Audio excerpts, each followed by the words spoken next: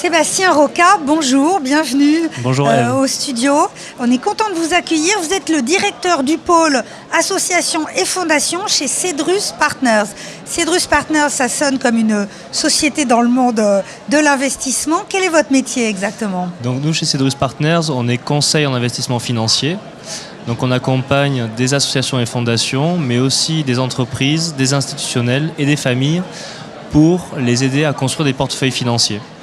Construire un portefeuille financier, ça n'a pas l'air d'être tellement dans les préoccupations des associations habituellement.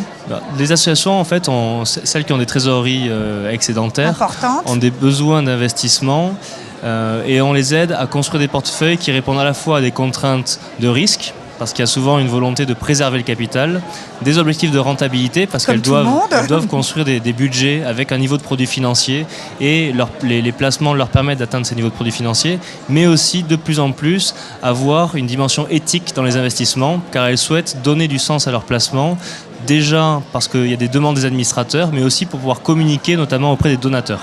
Donc ce que vous nous dites là, en fait, c'est la définition de l'investissement à impact. Impact investing en anglais, c'est ça? Exactement. Donc on travaille depuis plus d'un an sur des projets d'impact investing parce que c'est vrai que les investisseurs souhaitent donner davantage de sens à leur placement, mais c'est difficile de trouver la martingale entre la performance, l'éthique, mais surtout pouvoir comptabiliser concrètement les apports bénéfiques de cet investissement.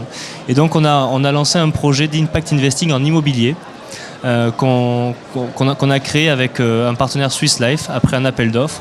Et l'objectif de ce projet est d'allier la rentabilité avec un objectif de 3 à 3,5%.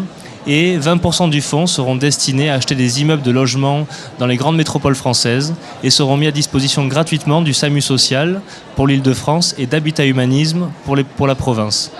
C'est des bonnes nouvelles que vous nous amenez Voilà. là. Quel message vous voudriez passer en conclusion de notre échange à ces associations qui, vous le disiez, ont parfois des trésoreries conséquentes et en tout cas excédentaires? C'est vrai que sur l'impact investing, on n'y a pas une recherche absolue de la rentabilité. Les investisseurs ont un petit peu plus de temps devant eux, ils sont bienveillants et l'objectif c'est qu'ils puissent aussi se sentir concernés par les placements qu'ils effectuent. Et il y a une certaine forme de fierté de leur part. Donc on travaille sur ce projet avec une levée de fonds qui va commencer dès la fin de l'année, avec un objectif de levée de 300 millions d'euros et qui permettront, si on arrive à lever ce 300 millions d'euros, d'avoir environ 30 à 45 millions d'euros qui seront redistribués pour Habitat Humanisme et la même somme pour SAMU social pour des logements qui leur seront destinés. Et derrière, ces associations feront un travail de loger les personnes en difficulté, de les réinsérer. Et nous, notre métier, notre travail sur ce projet, c'est de coordonner tout ça et aussi d'apporter des données extra-financières aux investisseurs pour qu'ils puissent communiquer sur justement le sens qu'ils ont donné à leur investissement grâce à ce projet. Un petit regard macro pour conclure. Est-ce que vous êtes nombreux à agir comme ça? Est-ce que vous trouvez que c'est une démarche qui se développe ou c'est encore timide? C'est une démarche qui se développe. Ce matin, j'ai animé une conférence sur cette thématique.